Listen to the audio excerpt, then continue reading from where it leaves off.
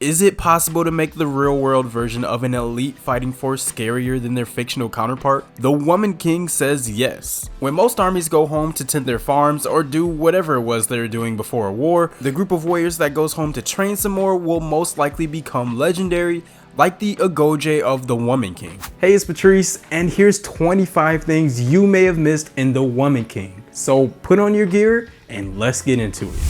If an elite group of women soldiers who make up the Royal Guard and the country's most elite fighters sounds strangely familiar, that's completely on purpose. In Black Panther, the Dora Milaje are the elite all-woman guard to the royal family, and as Ayo said, the Dora Milaje's jurisdiction is wherever the Dora Milaje find themselves to be. Also, they won't knock twice. When your king is also a superhero, just how tough does your guard have to be? Probably as tough as other superheroes. They've stood their own against aliens, super soldiers, and their own king. The Dora Milaje were directly influenced by the legendary Agojie warriors. All accounts of what the Europeans dubbed Africa's Amazons speak in reverence and fear of the elite Dahomey army. After taking inspiration for the Dora Milaje from the Agojie warriors, Black Panther managed to find a way to pay the favor back. And that's not just by sharing crew. After a trip to Benin in 2015 and the discovery of the story, Maria Bello went about adding producer Kathy Skolman. After putting Viola Davis on the spot during the presentation of an award Bello presented, they figured they had a winning formula. Unfortunately, studios were just not into it. Some wanted light-skinned, well-known actors, typical Hollywood, which the filmmakers rejected, and others offered insufficient budgets, or just insisted that the movie couldn't become profitable. Then this little movie from a small studio known as Marvel Studios released their first solo film about the fictional kingdom of Wakanda, complete with a super soldier king and the elite fighting force inspired by the real-life Agojie. The pitch now became that this was the story of the real-life Agojie. Black Panther's $1 billion box office haul changed the math. A $50 million budget was secured by TriStar and the movie was underway. Like most historical movies, The Woman King is accurate until it's not. Outside John Boyega's Gezo, every other character is made up. That doesn't mean that there was not a Nanisca. French naval officer Jean Bayol got a chance to see the initiation test for recruits to officially join the Agojie. He remarked of one young woman, Nanisca, and her unblinking dispatching of a prisoner at the end of the test. So yeah, it gets dark. But that's for later. Bayol saw Nanisca again a year later as she and her sister Agojie stormed the port city of Cotonou. She took the head of his chief gunner in one blow before herself falling in battle. It turns out that guns had changed a lot since the Agojie got there, and that made all the difference. For the movie, however, Nanisca became the determined leader of the Agojie. Tusu M'Badu plays the strong-willed Nawi, who ends up as part of the Agojie after her adopted father decides that he won't be able to marry her off for a price, so he offers her as a gift to the king. It's later revealed that her strong-willed nature is down to the apple not falling far from the tree. Like Davis's Nanisca, the Nawi that M'Badu plays is not based on anybody and is created specifically for the movie. But also like Nanisca, there is a Nawi. That Nawi was the last surviving combat veteran of the Agojie who finally died in 1979. A 2019 Smithsonian documentary hosted by Lupita Nyong'o talked to a woman people claimed was trained by the Agojie and then hidden from the French. Before you even get to that brutal final stage, there's a series of equally awful obstacles. One obstacle was a bundle of acacia thorns. A British officer who had examined the obstacle described it like this, but with a British accent probably. I could not persuade myself that any human being without boots or shoes would, under any circumstances, attempt to pass over so dangerous a collection of the most efficiently armed plants I had ever seen. This test appears in the movie, but no one is so method that they're going to step barefoot into a collection of the most efficiently armed plants that a British officer had ever seen. To pull it off, they placed real acacia thorns in the foreground and left the middle empty where computer magic would add the thorns that slowed the applicants and made me ball up in my seat. The root cover dummy helped us track the development of the stubborn Nawi. She goes from not being able to hit it, to pranking her masters with some well-placed gunpowder, to taking the head off to prove herself worthy of the ranks of the Agojie. Before she can make her demonstrative blow, they have to punch their way through blockers with masks, which is not a position you volunteer for. Alright, we're gonna get a little dark here, and then we'll show you a nice fluffy bunny. The actual test for the Agojie was for them to dismember a living captive. When the Nanisca that Beol saw did this, she was said to wipe the blood from the sword and then drink it. Bunny. We meet Nawi as the stubborn young woman not willing to be paired with a man older than her dad. Frustrated, her adopted father gives her up at the palace gates as a gift. She is immediately recruited to be an Agojie candidate, though she almost blows it several times. There are several ways in which the ranks of the Agojie were filled, which at one point in the 19th century amounted to 6,000 troops. Women given up at the palace gates by their parents were in fact one of them, as well as captured prisoners from previous raids and actual volunteers. The Agojie were trained to not show pain, which naturally involved causing them a lot of pain until they stopped reacting. Which for me would be never. There'd probably be a substantial amount of crying. Nothing would be more unsettling than finally landing a blow on these legendary hand fighters and it looking like she didn't even notice. We see that when Nanisca takes a knife into the forearm and just acts like it's still game on. Another demonstration of that training came in the form of the spear test that Lashana Lynch's Agojie has with one of her male part-time soldier counterparts.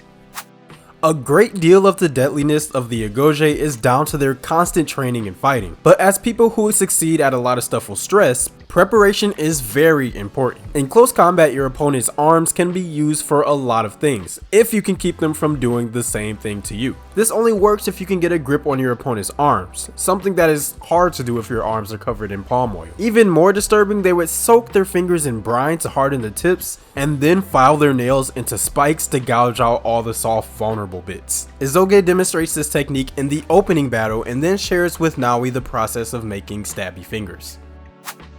As a symbol of Nawi's growth, she manages to incorporate the rope she resisted earlier in her training with the sword she eventually becomes strong enough to wield. She does this by tethering the sword to her wrist. That way her weapon never really leaves her grasp, and she gets to do some cool looking stuff swinging it around. While that might seem like an action movie creation for cool stunt work, you're only partially right. This kind of setup was found by the French sailor Beol on Nanisca after she fell in battle. Whether she was using that to truly whip it around or just to never actually lose her sword is up to your imagination. With a spotty historic record and some dark realities, the movie couldn't be taken as a historical document, but efforts to get as much of it right as possible were thorough. Director Gina Prince-Bythewood got a chance to examine the real weapons of the Agojie at the Flower Museum at UCLA to get an actual model for the weapons used at the time. The prop weapons were built to replicate the originals. Costume designer Gersha Phillips was not as lucky. With most photos relating to their fair appearances, it was hard to get an idea on what their costumes looked like before occupation. This is not what she was looking for. She began instead with new and vintage fabrics and designs from around Africa, including Ghana. The Agojie were unique not only in being a standing army, but also having uniforms. Phillips used accessories to denote rising ranks, and recruits were in simple fabrics. When they master the rope, they get a leather belt to hang it from. Adornments work their way up, with the highest ranked with gold woven into their belts. Naturally, with Davis's Nanisca being the baddest of them all and in charge, they made sure that she had the most, and she was the only one with a breastplate. In the movie, the Dahomey speak an accented English because not everyone in Benin speaks the native Fon language. The official language is French, but Prince-Bythewood still wanted to find a way to incorporate the original language, and the songs and chants were the best method for that. The battle song says in Fon, "Fear not, face it head on, relentlessly we will fight." And the king chant translates to, "When we are here to give her life and to fight for a human, for our kingdom, and for each other."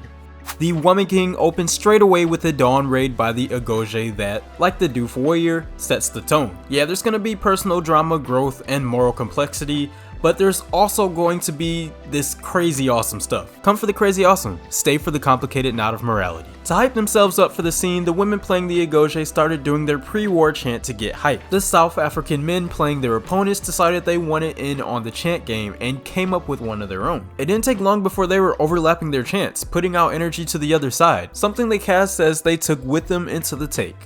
There's a unique trick when it comes to depictions of West African pre-colonial culture and practices. It still somehow feels or sounds familiar. That's because the bulk of American culture from the early 20th century on achieved its unique sound from incorporating elements of West African culture that managed to survive in the now freed people. That includes elements like call and response, polyrhythms, and a tonal structure that would later become the blues scale. So it might look like the pre-war dances are a product of modern dance, but it's not. They found a film strip of the Agojie warriors demonstrating their dance, and the choreography for the dance was lifted from there, including all the jabs, slashes, and cuts. I mean, they were going off to war. That's not to say there wasn't a blending of new and old. Terrence Blanchard made his name as a jazz trumpet player coming out of Art Blackie's band, but he's also been a go-to composer for filmmakers like Spike Lee and Gina Prince Bythewood for her breakout film Love and Basketball. She needed that working relationship because Blanchard only had a couple weeks to put the score together with an orchestra in Scotland because they were the only ones available. Luckily, they turned out to be fantastic and deliver on music that was sometimes written on the spot. They also had South African composer Lebo Mathosa join the team. Lebo is perhaps best known for The Lion King. You're singing The Circle of Life now, aren't you? It's pretty common these days to have anyone about to star in an action movie first do months of extensive training. The entire cast trained for a year, 6 days a week, twice a day, including martial arts training, weapons training, and straight. It was enough for then 56-year-old Viola Davis to do 90 to 95% of her own stunts, according to her stunt double, who was also the stunt coordinator.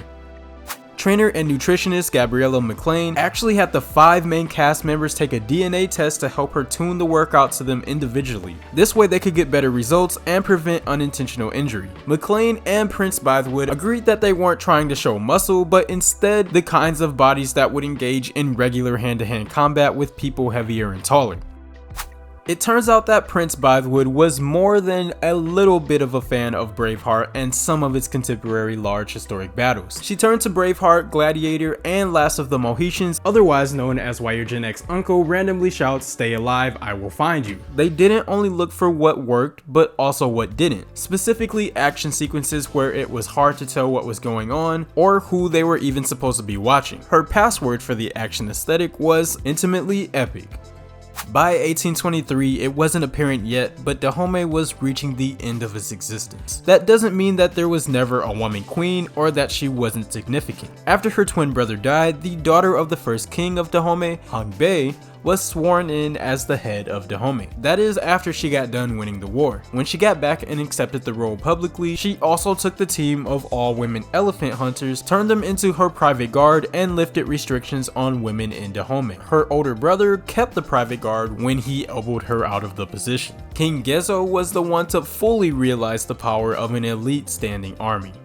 Actor Hero finds Tiffin when he's not hoarding all the good names, plays the Portuguese captain Santo Ferreira, who was not a person. In the movie, he has a long relationship with Gezo that goes sour when he tells Ferreira that he's thinking he'd stop selling prisoners. Their discussions suggest a long history which would line up with the Portuguese captain that was really there and had a 100% more crazy mustache, Francisco Felix de Souza. De Souza actually helped Gezo to overthrow his brother, take the throne, and would remain in the king's good graces until his death, where he would be buried in Dahomey. Despite his dehumanizing business practices, he seems to have been fairly familiar with the area, including practicing the local religion Vodou. People are complex.